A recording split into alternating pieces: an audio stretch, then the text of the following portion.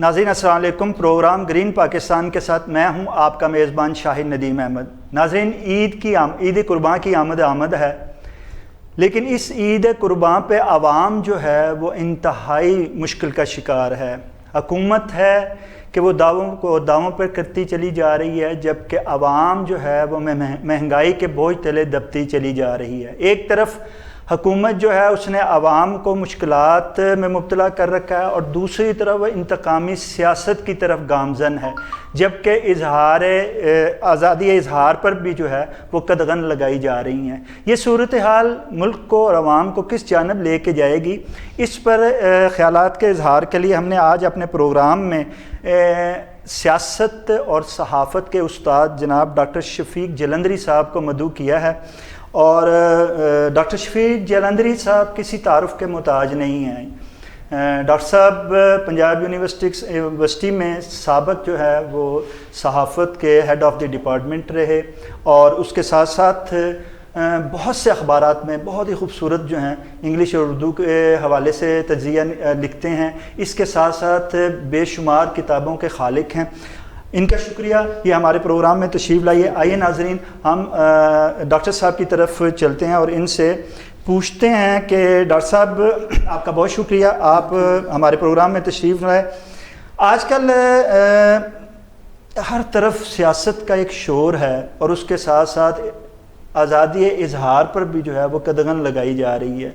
آپ کیا سمجھتے ہیں کہ یہ سیاسی انتشار اور یہ آزادی صحافت کی قدغن عوام کے اضطراب کو کس طرف لے کے جائے گی؟ دیکھیں یہ جو سیاسی انتشار ہے وہ تو بہت ہی مضر نقصان دہ چیز ہے ملک کے لیے۔ ملک کا استحکام اور ساری جو طاقتی ایک سیاسی جو ہے استحکام اس سے ہوتی ہے،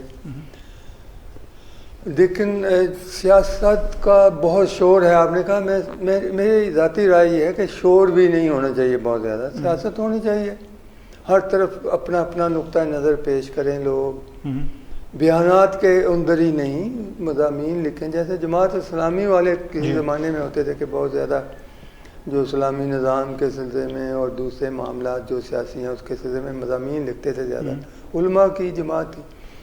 تو اس میں بھی بڑے بڑے مدبر اور بہت بڑے بڑے ایکسپرٹس بھی جماعتوں میں شامل ہوتے ہیں۔ وہ اپنے اپنے نقطہ نظر سے میڈیا میں، اخباروں میں، جرائد میں مضامین لکھیں، اور ٹیلی ویژن کے اوپر ان کے نقطہ نگاہ پیش کیے جائیں۔ اور وہاں بھی میں سمجھتا ہوں کہ شور کی صورتحال تب پیدا ہو جاتی ہے جب ایک ہی وقت میں ایک موضوع ہے کہ 3 4 5 جو سیاسی جماعتوں کے مختلف نقطہ نگاہ رکھنے والے لوگوں کو بلا لیا جاتا ہے، تو وہاں شور ہی برپا ہوگا۔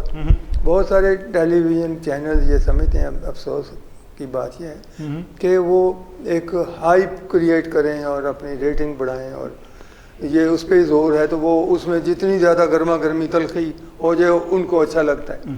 تو یہ اس طرح کا شور پسند نہیں کرتے، اس میں الجھتے ہیں۔ یہ قومی اور ملکی جو سلامتی کے معاملے، ملک کو چلانے، ملک کی حکومت کے بڑے بڑے جو کام ہیں، جن کا نظم و نسق سے بھی تعلق ہے، جن کا جرائم سے بھی تعلق ہے، معیشت سے بھی تعلق، معاشرت سے بھی تعلق ہوتا ہے، ان کے فیصلے کرنے ہوتے ہیں حکومتوں نے۔ سیاستدان ہی وہ ہوتے ہیں جمہوری ملکوں میں جو حکومت بناتے ہیں اور پھر چلاتے ہیں۔ تو اس میں تو شور بھی نہیں ہونا چاہیے، انتشار کی تو بہت بات کی ہے۔ نہیں تو ڈاکٹر صاحب، آپ کیا کہتے ہیں کہ موجودہ حوالے سے سیاسی جو ہے وہ صرف میڈیا تک شور ہے؟ کیا واقعی اس میں کوئی شور، کوئی انتشار سیاست میں موجودہ ملک میں نہیں ہے؟ لاکھ 2 لاکھ کے اجتماع کے جلسے ہو رہے ہیں اور اجتماعات ہو رہے ہیں۔ اب مثلا یہ جو ضمنی انتخابات ہو رہے ہیں، اس سلسلے میں ساری جماعتیں جو ہیں، جو گورنمنٹ پارٹی ہے اور اپوزیشن عمران خان کی، سارے اپنے اپنے جلسے کر رہے ہیں۔ شور تو ہے، وہ تو اپنا نقطہ نگاہ پیش کر رہے ہیں، اور تلخی بھی ہے، ان کے ترش رویے بھی ہیں، ایک دوسرے کو برا بھلا کہنا اور اخلاقیات سے تھوڑا سا گر بھی جانا عام ہے سیاستدانوں میں، اور لوگ چاہتے ہیں کہ کاش یہ نہ ہو، دونوں طرف سے سیز فائر ہو جائے اس سلسلے میں۔ اپنا اپنا نقطہ نظر پیش کریں, بتائیں کہ ہم کیسے چلا رہے ہیں. اس میں بھی جھوٹ بہت ہے, پروپیگنڈا اور جھوٹ ڈٹھائی سے بولا جا رہا ہے. اور خاص کر جو افسوس سے کہنا پڑتا ہے کہ موجودہ جو حکومت ہے, جو اپوزیشن, متحدہ اپوزیشن ہے, ان کی حکومت گرا کے عمران خان کی بنائی گئی ہے, اس کے لوگ کوئی زیادہ ہی جھوٹ بولتے ہیں.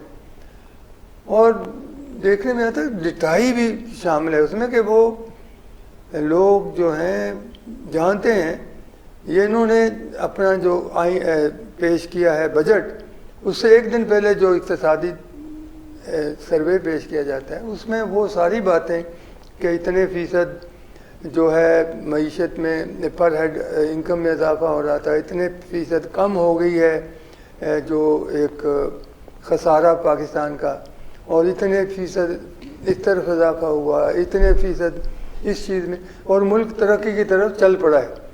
اور over all G D P میں کوئی 5% یا 4% سے زیادہ. ڈاکٹر صاحب سابقہ حکومت ہو یا موجودہ حکومت, اس نے یہ جو سارا مانا ہے وہ اپنے اقتصادی سروے میں کہ یہ صورتحال ہے, ٹھیک مانی تسلیم کی. اچھا, یہ جو سابقہ حکومت ہو یا موجودہ حکومت ہو, عوام کو جیسے آپ نے کہا ہے کہ سابقہ حکومت تھی وہ بھی اعداد و شمار جو تھی پہلے جو تھے وہ خسارے کے اور پھر جو تھے وہ بہتری کے پیش کرتی رہی. موجودہ حکومت بھی آئی تو اس نے بھی پہلے خسارہ اور اب کہتی ہے ہم نے دیوالیے سے نکال دیا. یہ ایک طرف تو حکومت جو ہے برسر اقتدار وہ عوام کو اعداد و شمار کی ساتھ لے کے چلتی ہے, اور دوسری طرف جو ہے ان کی توجہ اس چیز سے ہٹانے کے لیے ان کو سیاسی جو ہے گہما گہمی کی طرف لے جاتی ہے, جیسے کہ آپ نے فرمایا کہ انتخابی الیکشن کی طرف لے کے چلی جاتی. لیکن اس ساری کھیل تماشے میں عوام جو ہے وہ تو مہنگائی کی اور بے روزگاری کی چکی میں پھنس رہی ہے, اس کے جو مین مسائل ہیں ان کا سدباب ہوتا نظر نہیں آتا. آپ کیا کہتے ہیں اس سوال میں؟ یہ بھی صحیح ہے کہ وہ اب یہ کہتے ہیں کہ مشکل فیصلے ہیں, مشکل فیصلے ہیں. اس زمانے میں کہتے ہیں کہ list government is the best government. Government اور گورنمنٹ کے ادارے جتنے بھی سکڑ سکیں غنیمت ہے. ہم مجبوری ہے, ہندوستان کا رویہ ہمارا دشمن نمبر 1 جو ہے ہمیں ختم کرنا چاہتا ہے کہ اس میں دفاع کے اخراجات ہمیں پورے کرنے پڑتے ہیں, کیونکہ اس سلسلے میں اللہ کا فضل ہے کہ مضبوط ہمارا دفاع اور مضبوط ہماری افواج ہیں, تو اطمینان سے بیٹھیں. ہر طرح کے ہنگامہ خیزی اور ہر طرح کے انتشار کے باوجود ملک محفوظ ہے. تو اس کی وجہ بھی ہے کہ ہمارے اخراجات بھی اس پہ ہیں. تو ایک تو وہ کسی طرح سے کم ہو سکیں, اور ہم یہ ہندوستان کے لیڈروں کو کوئی اللہ ہدایت دے تو وہ پھر وہ کم ہوں گے تو کافی زیادہ فائدہ ہمیں معیشت کو اور ہمارے فلاحی کاموں میں تعلیم کے اوپر پیسہ خرچ کرنے کے لیے بچ سکے گا.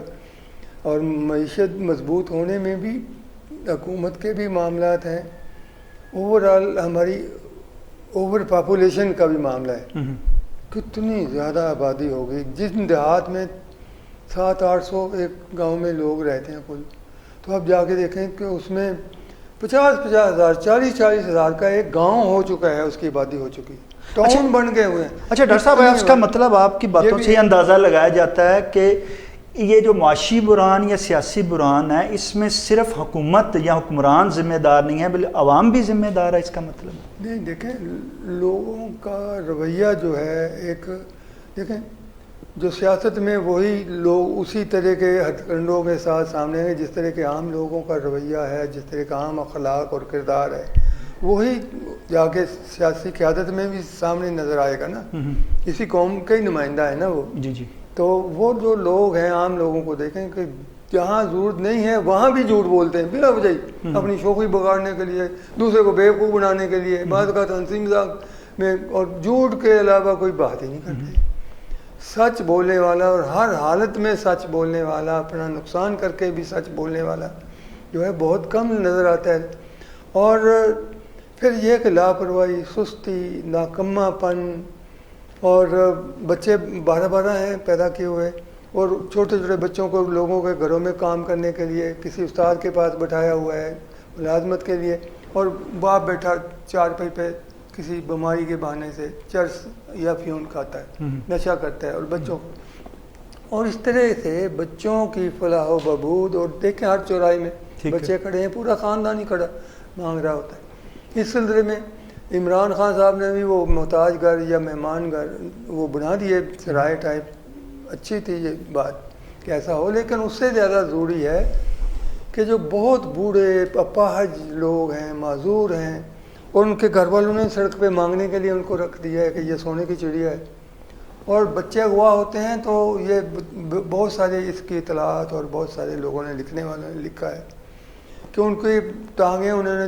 توڑتے ہوئے بعض لوگوں نے اچھا آپ کہتے ہیں کہ عوام ٹانگیں بازو توڑ کے پاہج کر کے، تو ان کو کیونکہ زیادہ لوگ دیتے ہیں ترس کھا کے۔ نہیں، اس کا مطلب کا علاج جو ہے یہ گورنمنٹ کے کام ہے۔ نہیں، اس کا مطلب یہ ہے کہ عوام جو امید لگاتی ہے حکمرانوں سے کہ وہ ان کی زندگی میں تبدیلی لائیں، آپ کا کہنا یہ ہے کہ اگر عوام نے تبدیلی لانی ہے تو حکمرانوں سے پہلے خود اپنے اندر تبدیلی لائے، اور اس کے بعد حکمران سے جو ہے وہ امید وہ بستہ وہ کرے۔ دیکھیں دونوں ہی طرح سے ہیں، قیادت اچھی مل جائے، دیانتدار ہوں لوگ، کرپٹ نہ ہوں، لوٹ مار کی طرف ہی توجہ نہ ہو، تو وہ پھر نیچے بھی اس کا اثر ہوتا ہے۔ جب وہ کہیں کہ یہ محکمہ تمہیں سونپا جس کا حق نہیں ہے، استحقاق نہیں ہے، اور وہ ڈیزرو نہیں کرتا ہے، بغیر استحقاق کے بہت سارے لوگ جو ایم اے وغیرہ ہی کیے ہوئے ہیں وہ ڈائریکٹر بنا دیے جاتے ہیں، ڈائریکٹ ڈپٹی ڈائریکٹر بنا دیے جاتے ہیں مختلف محکموں مختلف اداروں کے ادھر ادھر۔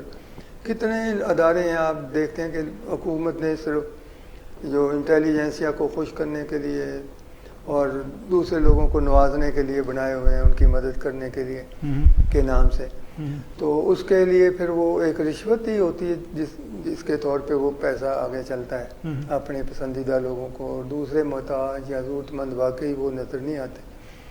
تو یہاں حکومت کی قیادت صحیح ہو تو نیچے تک سارے محکموں میں، خواہ وہ انکم ٹیکس کا ہے، خواہ مال کا محکمہ ہے، خواہ پولیس کا ہے، بڑے صحیح ہو سکتے ہیں معاملے۔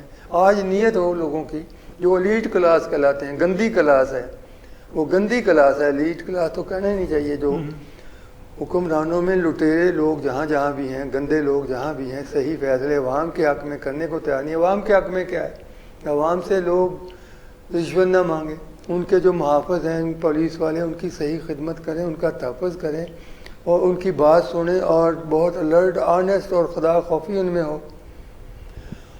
اور یہ جب نہیں ہے تو اس کا مطلب اوپر والوں نے کرنے کا سوچا ہی نہیں ہے، ان کو سوٹ ہی نہیں کرتے دیانتدار، انہوں نے بھی ان سے غلط کام لینے ہیں تو پھر انہوں نے نیچے خود کرنے۔